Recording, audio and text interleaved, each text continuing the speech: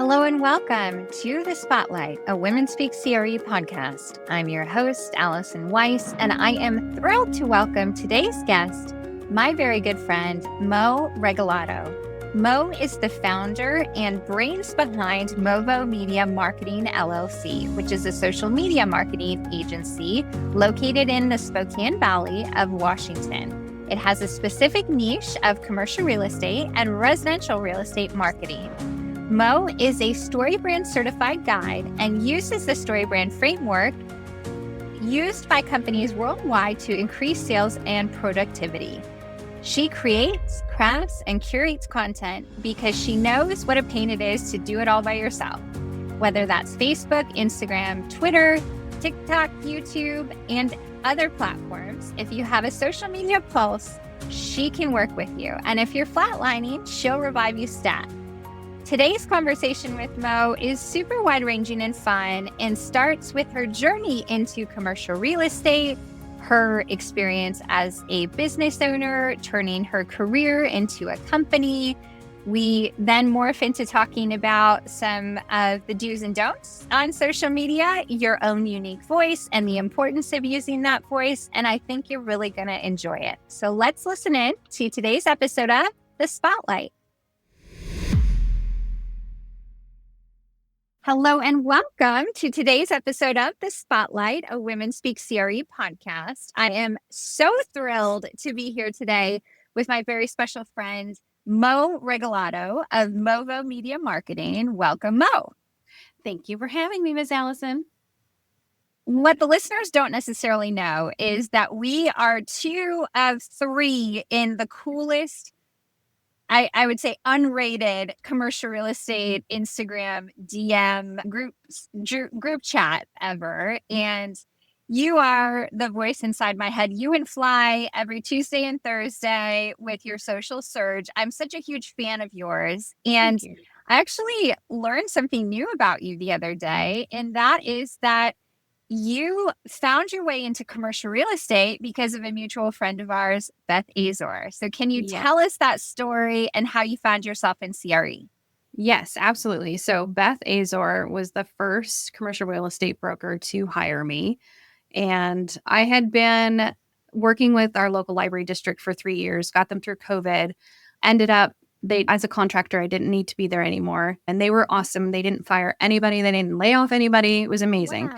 You basically come to the point where you end up you hire or you train your replacement, right? So that's how that situation worked. Absolutely love working with them.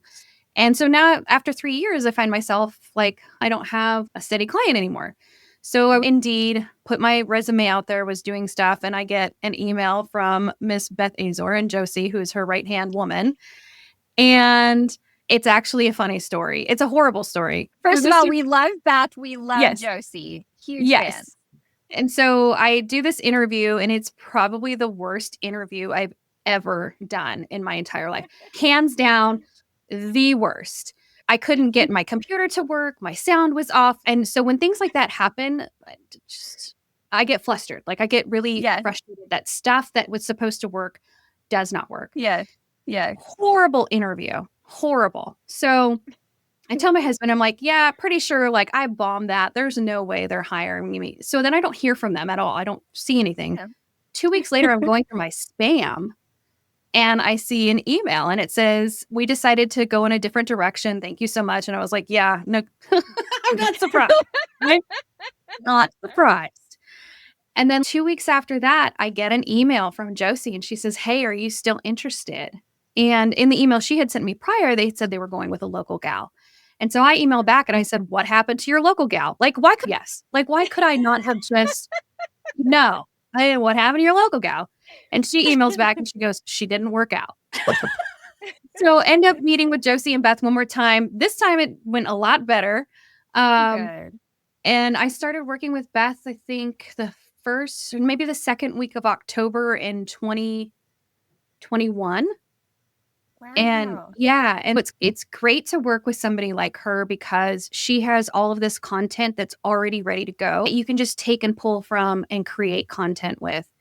And I think for her, she was very surprised that she didn't have to be on top of me. She didn't have to micromanage her. I'm not saying she's a micromanager at all, but A lot of No. people, when you put them in that position, they're waiting for direction to do.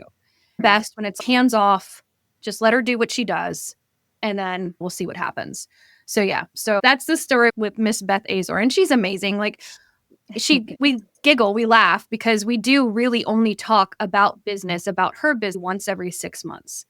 We're in communication via text and email when she needs something, Yeah. and Josie contacts me quite regularly. But to actually talk about where the business is going, all of those things, it's probably twice a year.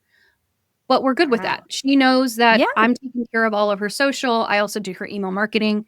So yeah, so that's how that started. I love that. And I feel like there are so many women probably listening to this podcast nodding along because they also have a Beth Azor story.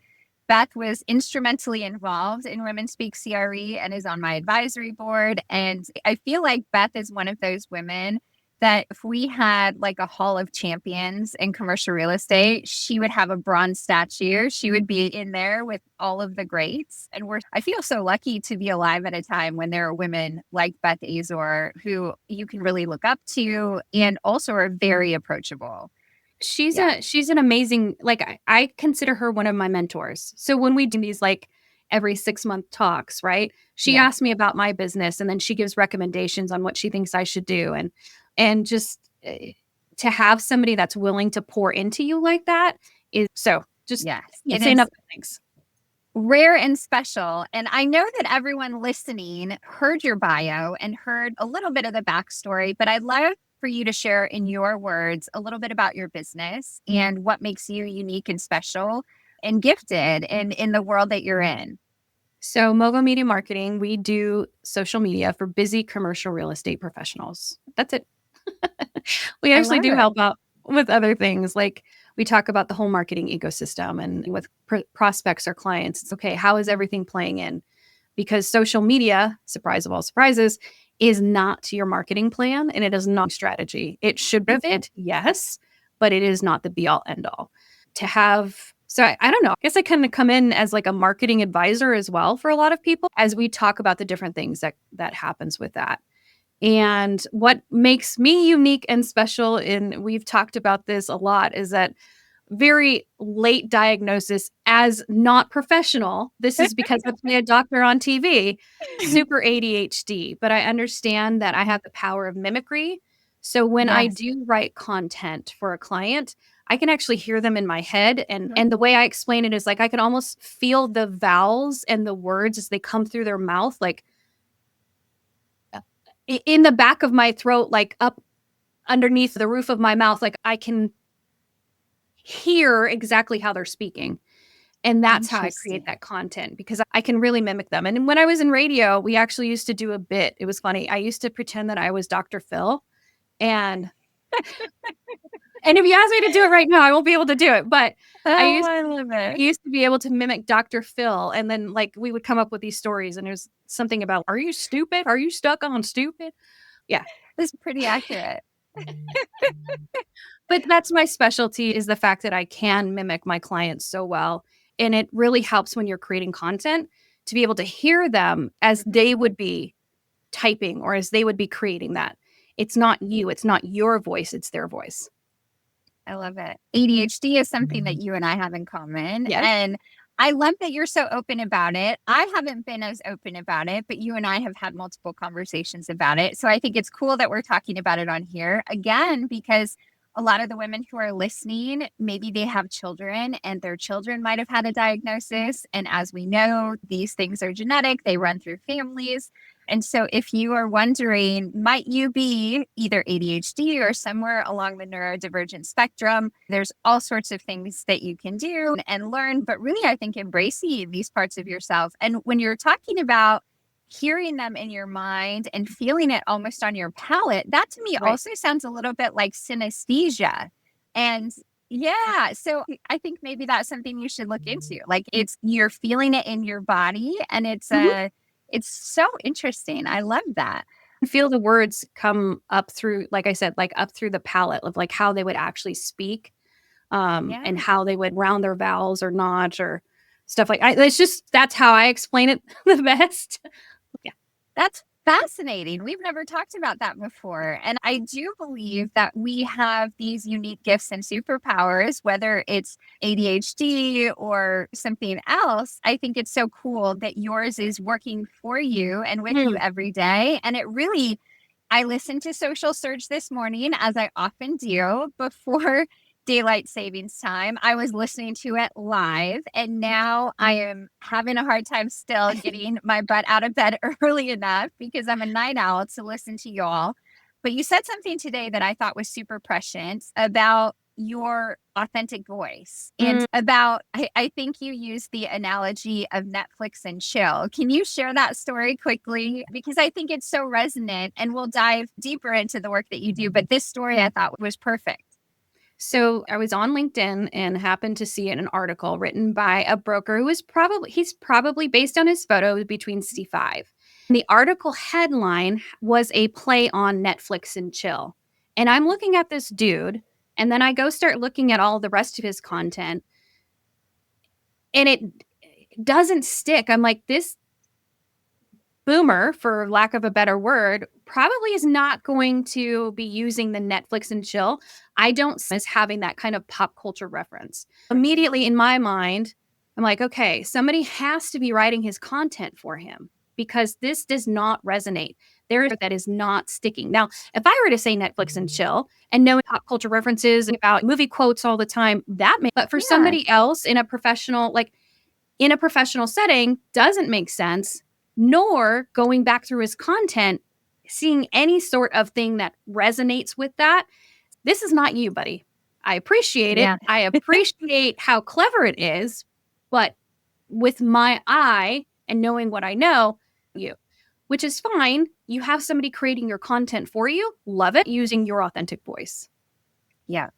And I think this also goes back to another skill set that you have, probably ADHD related, but maybe not, is this pattern recognition and being able to see and notice the differences.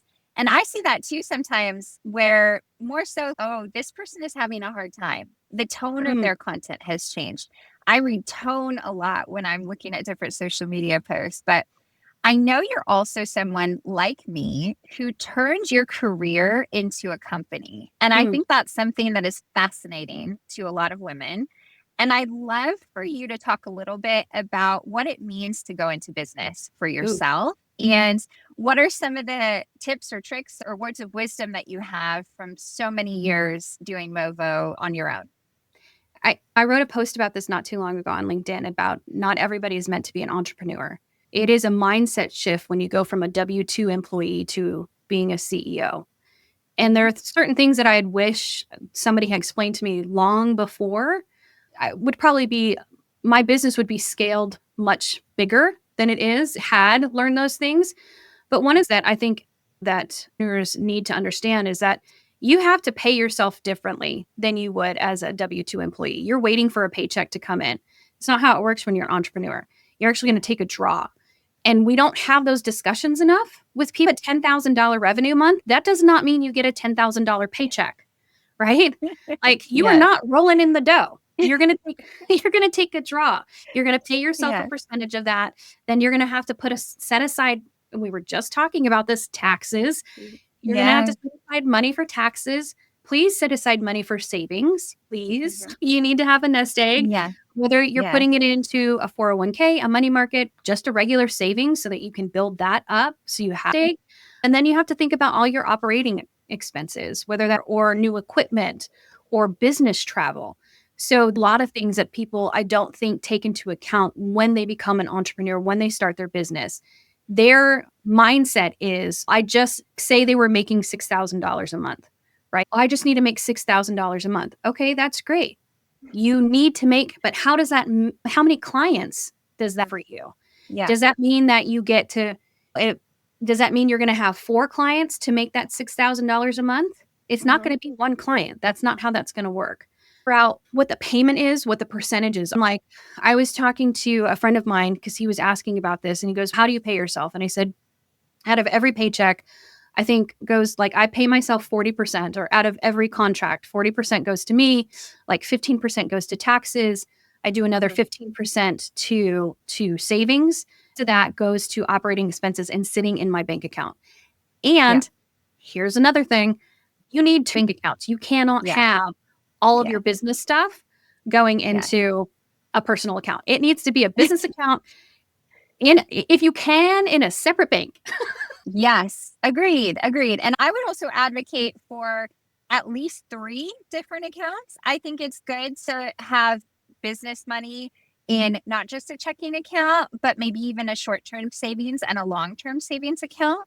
And I love so much that you shared the percentages. If you didn't, I was going to ask you, because I'm also reevaluating. I had a unfortunate surprise at tax time this year because there wasn't a lot of communication that came from my CPA. And now I'm finding myself on the other end staring down a huge balance due. Right. And that's a really frustrating feeling. And some things you can't control in business. Like I look back at my last year in business, and I have a client who is never going to pay me and has a balance due of over $40,000 with me.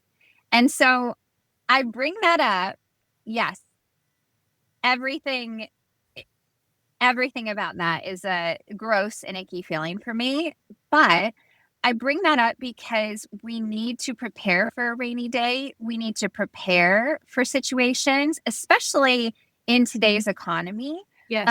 I do think too, in getting out in front of those conversations and thinking really hard about what you want your payment terms to be, and erring on the side of, and I use my CPA and accountant as an excuse. I will reach out and I will say, I'm getting a lot of pressure right now from my CPA and my accountant on this. And I just want to follow up. We need to figure out a payment plan. If it needs to be that, we can be flexible. But I think these stories of reality from entrepreneurship are really important, because I do think that there's this glamorization and hustle culture, and entrepreneurs are almost the new professional athletes these days. And like you said, it's not for everybody, but if it is for you, like you and I think definitely now are unemployable, but and I mean that in the best way possible. Like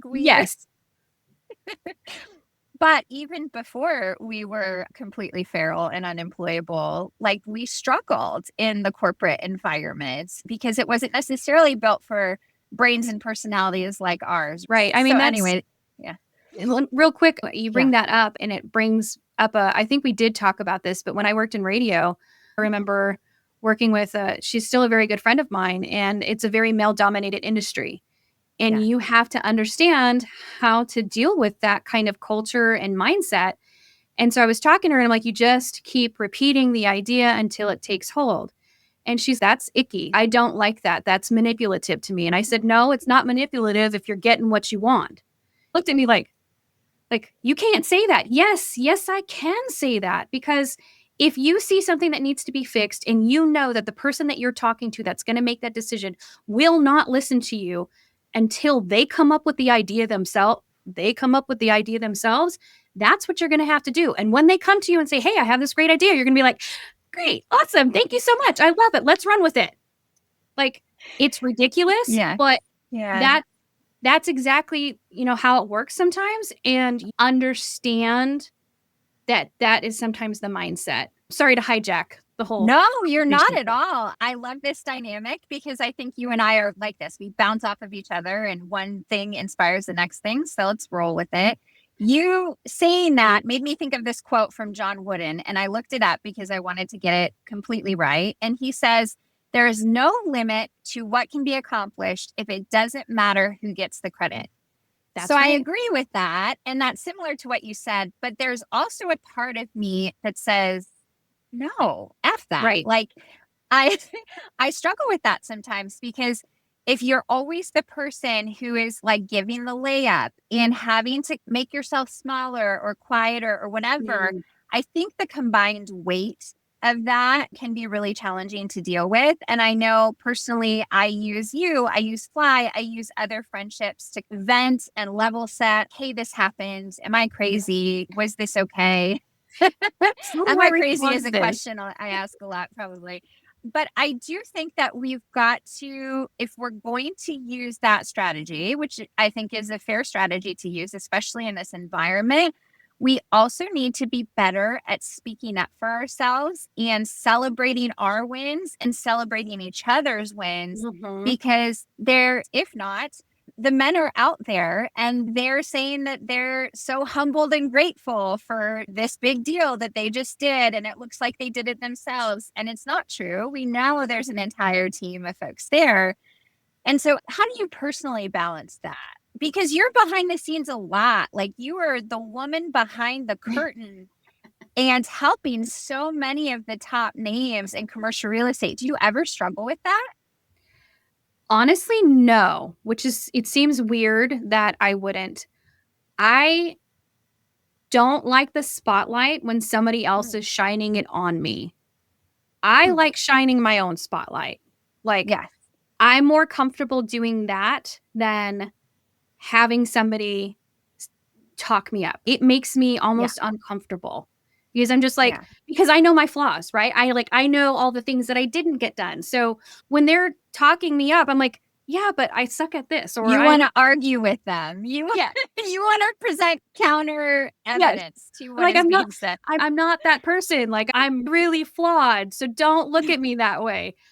So it's very, for me, it is very uncomfortable. There's only a few times where I have gotten um super upset, angry to the I've actually brought it up, but in a professional way. Like Yeah. you have that moment where you write the email and the email's really mad and then you delete everything.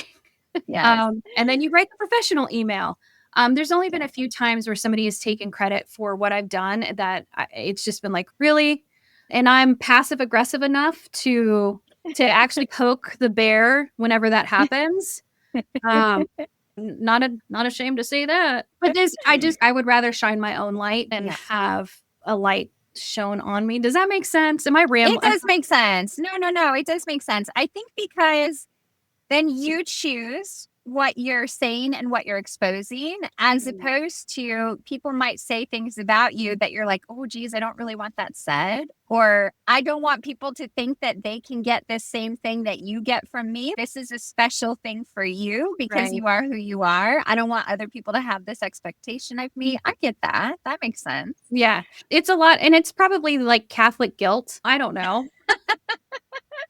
I think that's such a good point, because I think a lot about, especially lately with Women Speak CRE, and thinking about why more women don't sign up. And even when I'm reaching out to women that I know directly and saying, hey, I would love to see you on the list. What do you think about this? Give me your feedback. And sometimes I get, maybe next year. I'm just not ready. I do think we as women are culturally conditioned, whether that's religion, whether that's country of origin, ethnicity, socioeconomic status, all these different things, I think, are creating this environment around us that's determining, in some ways, like our operating system and how Mm, we are conditioned to act. And I think part of growing up and also part of doing the work to mm, improve yourself and grow professionally is identifying, like, what are these things? What are these talk tracks that are in my mind that are telling me, oh, it's safer to play small and I don't want to be seen, and all of these things that could really help my business grow. So I'm glad that you said that, because I do think, especially in certain churches, women don't take the spotlight. Women are not pastors. There's this idea women should be humble and children are seen but not heard. I think we absorb all of that stuff. And I think it changes who we are and also adjusts our possibilities unless we can interrogate kind of those thoughts and those responses. absolutely. You have, like you said, you have to do the work. And that's just flat Yes. out. So you have to unlearn some of those learned behaviors. And as much as people don't, uh, you either love Mel Robbins or you don't like Mel Robbins. I happen to love Yes. her. Yes. And her 5 second rule book changed my life because Yeah. I was one of those people that just kept hitting snooze and then would just get more tired Yes. and more tired. Yes. Her thing of 5 second rule, get up Mhm. at. You have 5 Mhm. seconds. Boom, do it. And then of course her high five habit where you like high five yourself in the Yes. mirror. Yes. Just all these things and then trying to rework negative track that plays in your mind, whether it's self-imposed or things that you heard from childhood, from school. Maybe it was a significant other or a loved one who said it to you. And then re-engineering it for good, which you have to do. I know when I meet people, it's always a war for me internally. Am I the extreme extrovert who's just very loud and obnoxious, which is what I tell everybody? Or am I going to stand back? And a lot of times I will stand back and I'll just watch body language. I'll watch expressions to see where I'm going to fit, because I don't want to be that person that doesn't fit into a group. Yes. And that makes me like super uncomfy. Yeah. Sorry, I just realized there's a big fingerprint over my camera. So hopefully that made things a little bit better. This is the kind of chaotic energy. Love it. I think you're right, though, this idea of assessing the situation and figuring out how you're going to be best received. I think we have to be chameleons sometimes. And there is scientific evidence to prove mirroring and how that works in a sales and marketing standpoint. But I also know that our unique individual voice is so important. And I know that you're the person who helps people to locate it and bring it out of themselves. So can you talk a little bit about your personal voice and developing that, especially when, and this is again from Social Surge this morning, you guys were talking about in a world where in this dynamic environment of commercial real estate, every time I read one of those ChatGPT posts, it's always the movie announcer guy, the credit guy. Yeah. In a world. How do we battle against the BS and the corporate speak and figure out who we really are? Because this is something too. I had to become a different person in corporate. I had to put my armor on. I had to prepare every day for battle. And I had to act in a way that was counter to who I actually am as a person. And when you've been in that environment so long, how do you set that down and allow yourself to be more vulnerable, be more authentic, and be seen when that might not feel super safe? And I think safety, we don't talk about that enough, either in the workplace or home environment, is super important. It's super important to have in any kind of relationship, and what kind of relationship you have with your job, you have to have that safety. So for me, I know it was letting people know, this is making me uncomfortable, right? I don't like this. And then being able to put that out there. I know a lot of people have challenges and issues being able to verbalize that. So that kind of goes to a separate point of what you're asking. But when it comes to finding your voice, particularly on social, with regard to creating content, how would you speak to your ideal client or prospect? How is that going to what does that sound like? How are those questions going to come about? What is the organic nature of the conversation? If you can identify that, whether that's picking up your phone and talking to yourself like you would be talking to a client, right? Or turning on voice memo, and as you're driving, you're just doing a verbal diatribe of everything coming out, and then being able to play it back and hear yourself. That's how you find your authentic voice. Social media makes it great for us to connect, right? But we're missing the human. Yes. We need the human connection. And so if you're trying to be so professional, and I don't want to say like uptight, if the whole thing that you're trying to push it out there that you're this professional that speaks in 10-cent words, hard for people to connect with you unless you in real life, and that is your personality. If that's your personality, then go whole hog, right? Like that is you, right? If it's not you though, and they meet you in real life and you're like a country bumpkin who's got this Southern twang and drawl, and you use euphemisms from your hometown, that's how you should be writing. That's the person that they're going to meet. I'm so glad you're saying this, because I think a lot of people think that to be successful, they have to portray this image that people really respect, and respect from a perspective of, wow, that person is so put together. That person has all of their ducks in a row, all of that kind of stuff. But when I think about the people who inspire me the most, and also in my friendships, the people that I love and care about the most, I would never say, oh my gosh, I respect Mo so much. Yes, I do. I respect you. But so many other things came before that. Mo is so real. Mo is so funny. Mo is so open. Mo is hilarious. She makes me laugh. She makes me feel seen and understood. And I just don't think that the people that we enjoy the most and the people we don't, or the people we choose to do business with, are the people that we know and trust. They're not necessarily the people who are the most professional or have the French cuffs or drive the right car or whatever, at least not for me. It could be different in another market. If you're doing high street retail in LA, or if you're doing what Bob's doing in New York, I think that's a different, kind of animal. But I'm so glad that you're saying that, because I think there's so many people who would appreciate unleashing who they really are, that they feel like they're stuck in this box, like their broker headshot, if that's the box that they're stuck in. Yeah. And it's like usually them 6 years ago or 10 or 20. It's definitely before COVID. Yes. And so it's also funny too, because you meet these people and I'm like, I legitimately don't know who you are. So that's a thing also, but such great points that you're making. I really love it. Tell us a little bit about, are there tactics? Are there things that you're seeing right now in social for people who are a little bit more advanced that you would recommend? Or I guess from a trend standpoint, what do you think? And I know you feel a certain way about hopping on trends. So maybe talk about that. I think you should, I love trends, right? But there's something to be said that if it doesn't play with your brand, you should hop on it, right? Yes. So there was a trend that I actually wanted. So Bob Knackle is one of my clients, and one of the guys that works with him his name is Faraz. And there was a trend on TikTok where it was the suspect is running. Yeah. And I really wanted Bob and Faraz to do a suspect is running video. But then as the more I thought about it, because it would be hilarious, right? Like the world really wants this also, by the way. I'm speaking for the world. But does it go with the brand of Bob Knackle? Maybe. Maybe we could pull it off. Yeah. Maybe.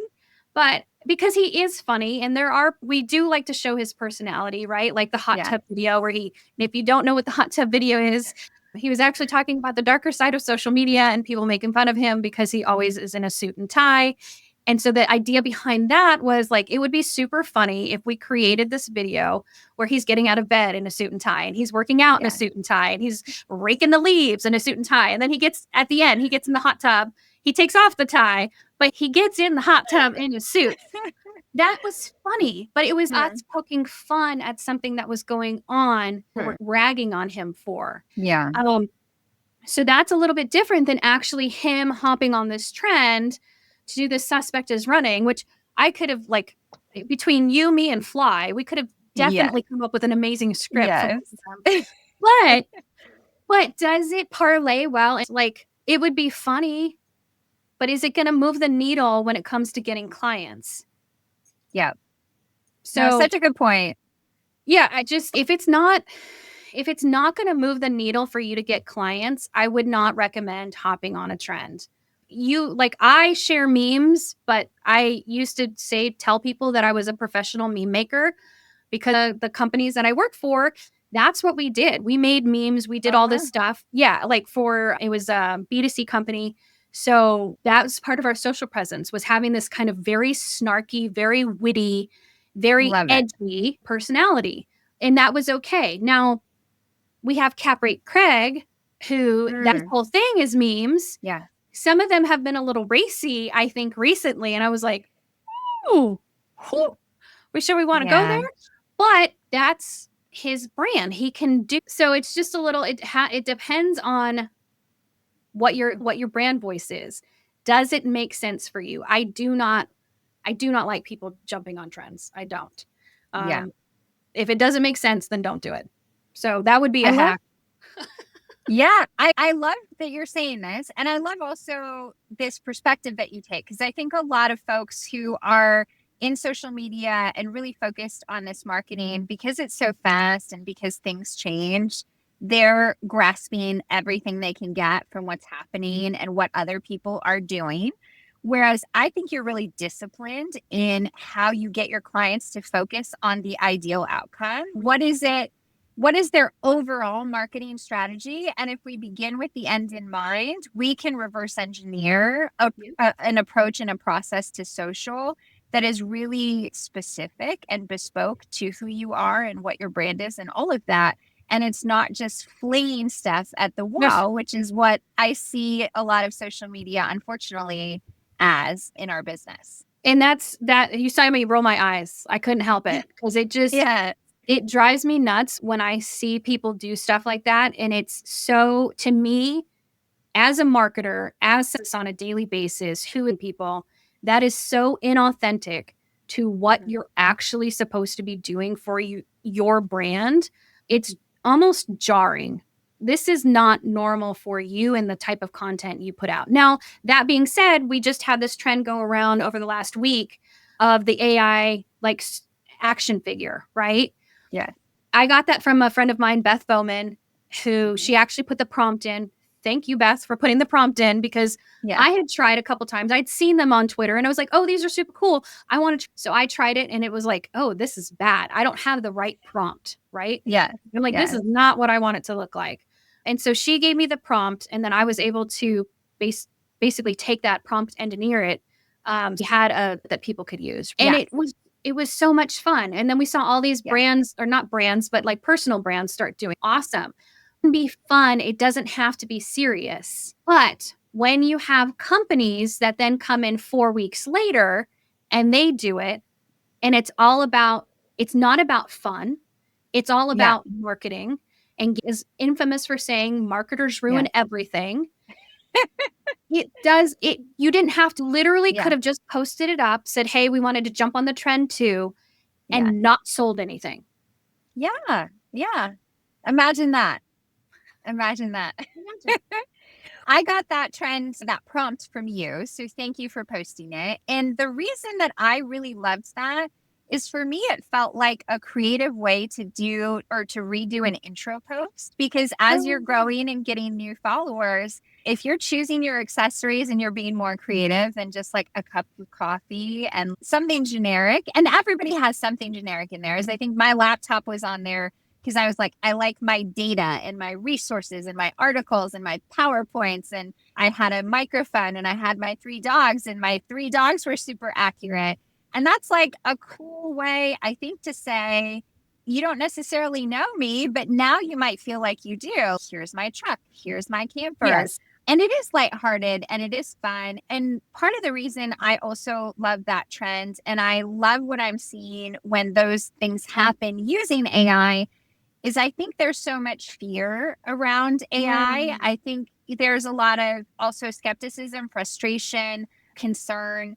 And I understand all of those things, but I think that the best way to future-proof your particular role, your business, is to understand it. And I think you can start understanding how it works when you are using prompts like that, right? You've got a track to run on, and then you can make tweaks. And so maybe let's include the prompts about how to do that in our show notes so people can try it if you're afraid of AI, because I do think people either don't want to use it because they're so afraid of privacy, or they use it for everything and they don't really edit the results, which is another misuse of AI.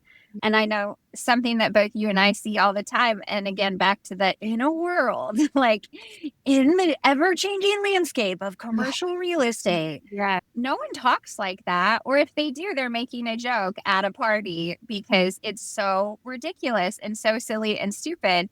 And it also, I would imagine, is a repellent thing to do. If somebody's considering working with you, I just did a presentation for a client who has a brokerage, and I was doing very basic 101 level stuff on LinkedIn. And I was like, okay, who in here cold calls? Everybody raised their hand. I raised 2. So everybody cold calls. What happens nowadays when you see a number that you don't know on your phone, right? Do you answer it? No, you don't answer it. But what do? You Google the number or you listen to the voicemail. And if I say on the voicemail, hey, it's Allison Weiss with CRE Recruiting, what does that person do? Boom, into Google, into Chat GPT or Perplexity. And that information that people find is either going to attract or repel them. And if all of your stuff is nonsense, garbage, chat GPT, like verbatim, it looks like you take a lot of shortcuts and it looks like Right. you maybe don't know what you're talking about. I think, yeah, there's something to be said for. So when AI started, so let me back up. When AI started really making a splash, like a couple years, it feels like that long ago, but it was like a couple years ago. I know Rod Santamassimo jumped on it.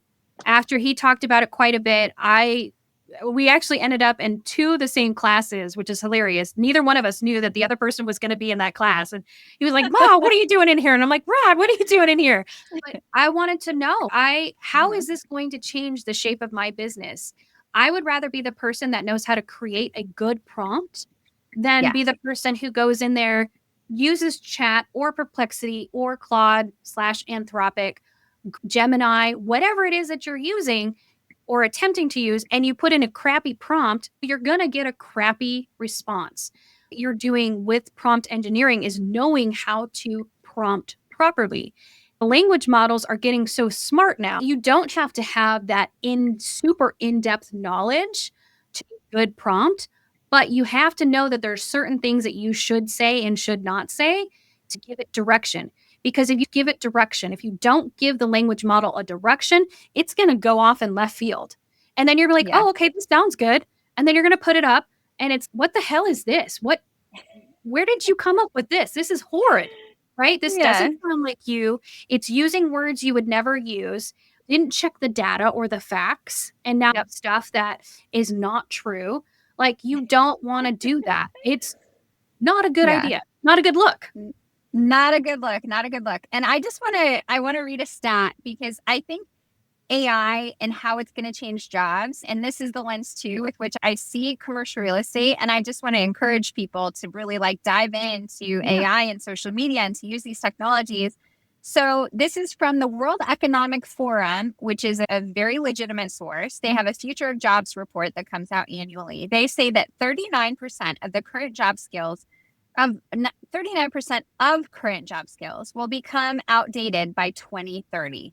So 40%, almost half of the things that we're doing today will be outdated in the next 5 years, with technological skills, including AI and big data, projected to grow in importance more rapidly than any other skills. One more note.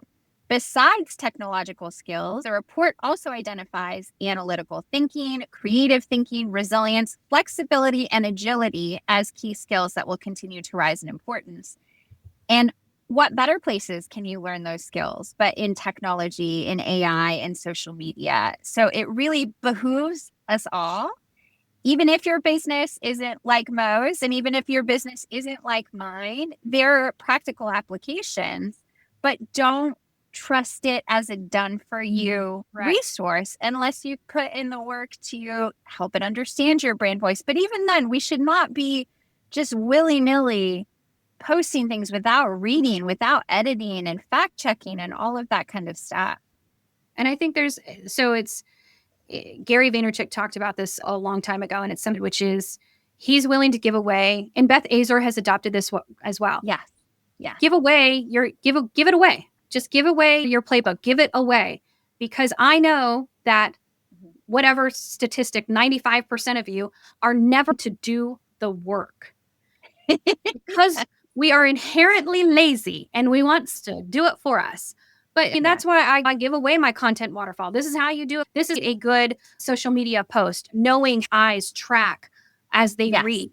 We're not reading like we used to, especially with social and as fast as it is.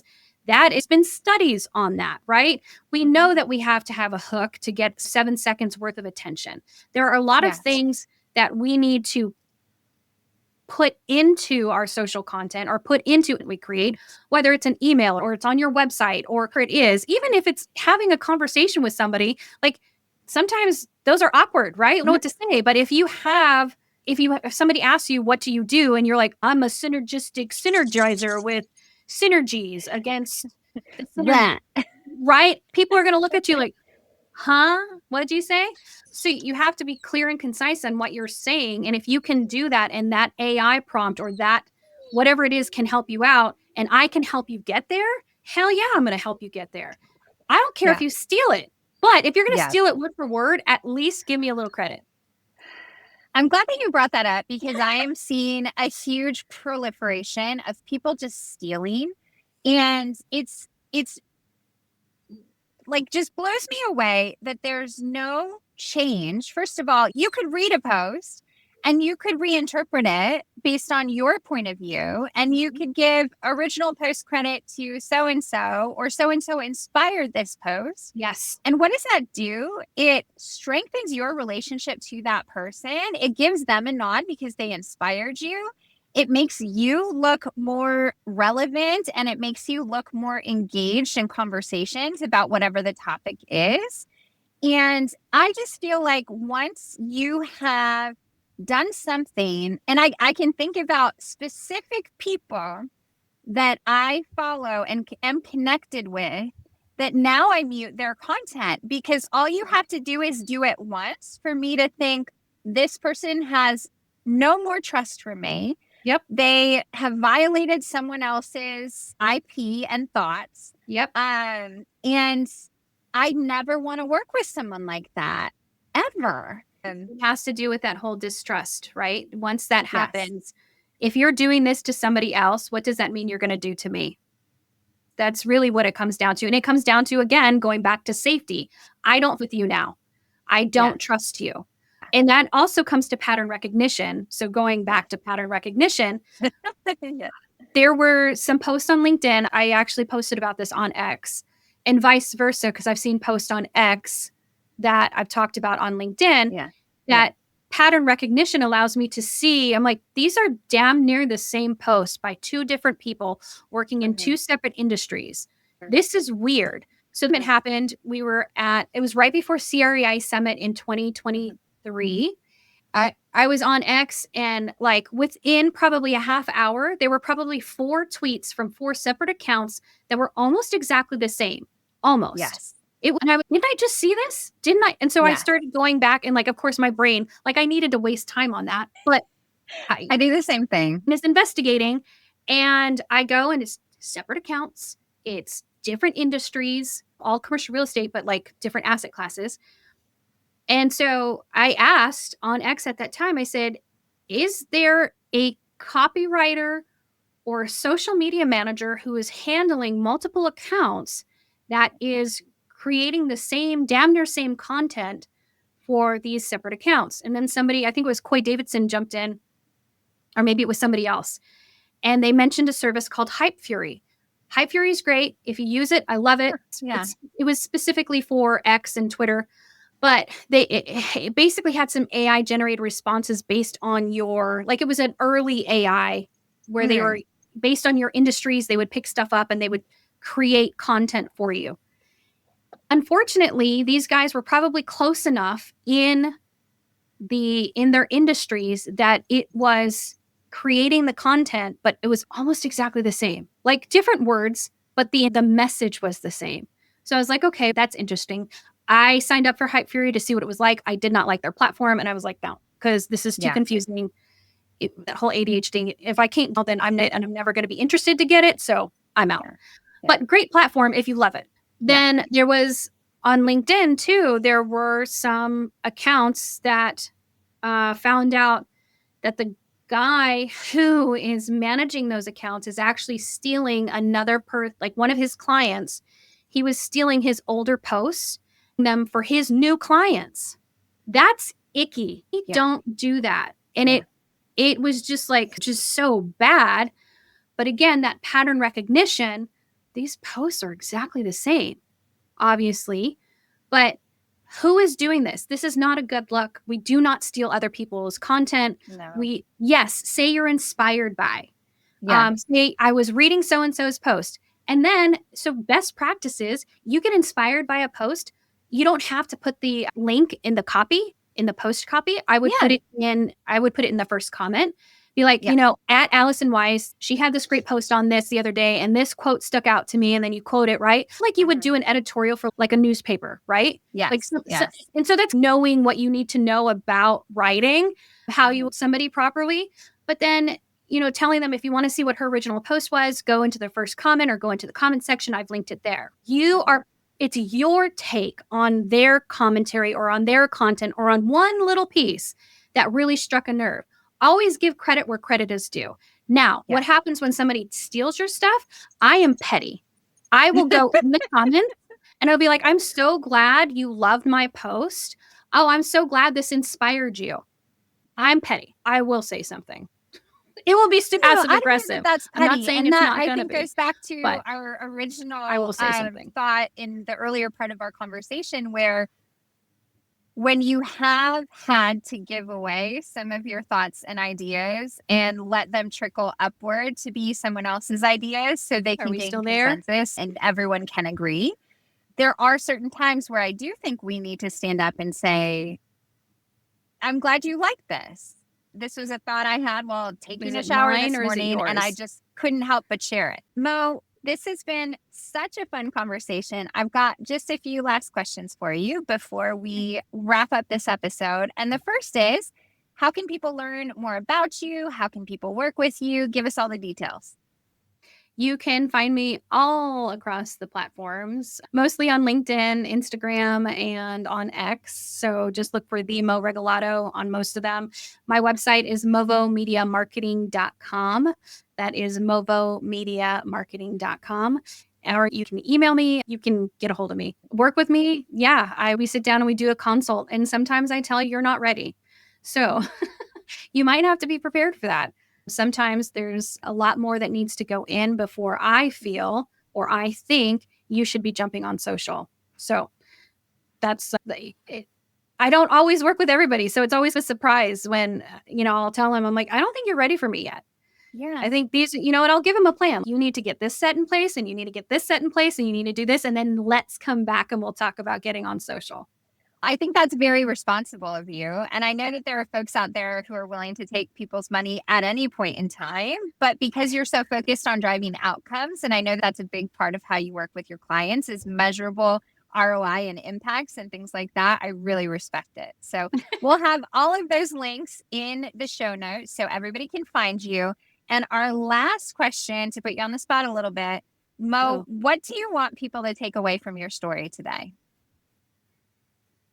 I want them to take away from my story that you need to have your voice always online and in person. I love it. Yeah. Don't be a copy, be an original. Mo, you are such an original, Mo.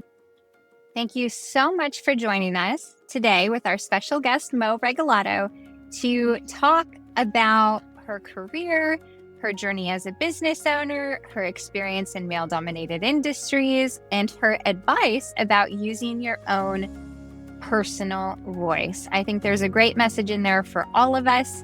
If you would like to hear more from Mo, go ahead and connect with her, follow her on social media. Be sure to catch her lives every Tuesday and Thursday morning with our mutual friend Fly Jamerson as they talk about all things social, digital marketing, and media. And also, if you are looking for a great speaker on the subject of personal branding and storytelling, you can find Mo along with over 200 other highly skilled and qualified commercial real estate women with great perspectives on womenspeakcre.com. If this episode touched you in any way, please share it with a friend, subscribe, and comment.